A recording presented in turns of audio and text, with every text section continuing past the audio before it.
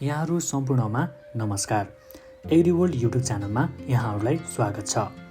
के तपाईँ नेपालगञ्जदेखि हुम्ला सिमकुटसम्मको हवाई यात्रा गर्नुभएको छ? यदि छैन भने आजको यो सामग्रीमा म तपाईहरूलाई नेपालगञ्जदेखि हुम्ला सिमकुटसम्मको हवाई यात्राको बारेमा जानकारी गराउनेछु।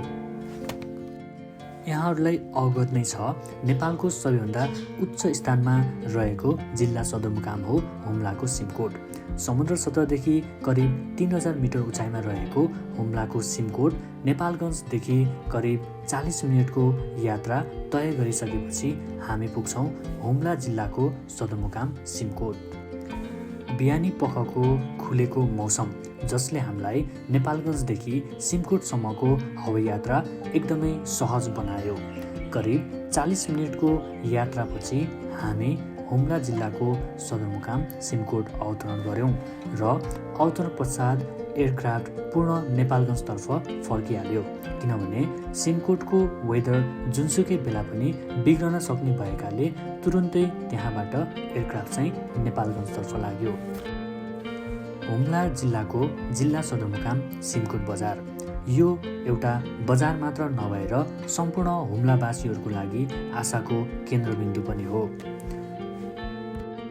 कर्णाली प्रदेशको ढुकढुकीको रूपमा रहेको हुम्ला जिल्ला केही भौगोलिक विकटता भए तापनि प्राकृतिक रूपमा अत्यन्त सुन्दर र मनोरम दृश्यहरूले भरिपूर्ण भने पक्कै छ।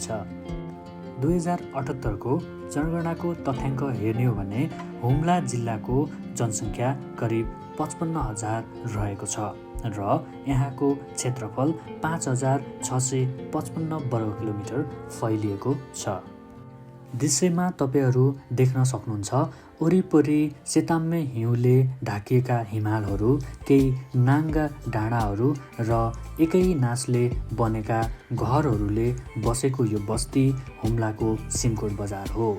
यहाँको हिमालहरूको मनोरम दृश्यले हामीलाई यसै पनि मनमोहक बनाइरहेको थियो। हाम्रो यो यात्रा सिमकोटको लागि मात्र थिएन।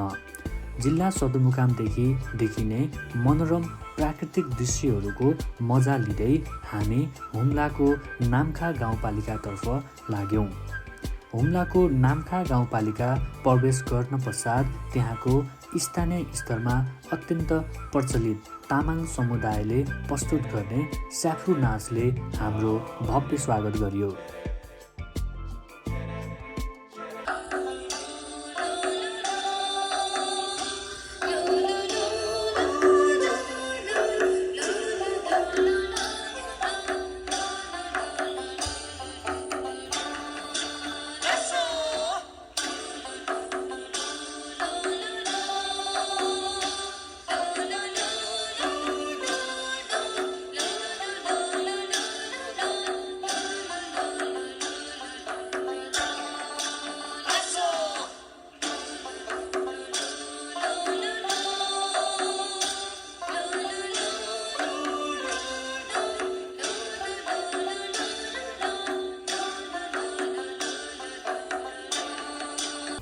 यसरी नाम्खा गाउँपालिकाको स्थानीय संस्कृति प्रस्तुतिकरणको मजा लिँदै हाम्रो यात्रा यहीँनिर सकियो।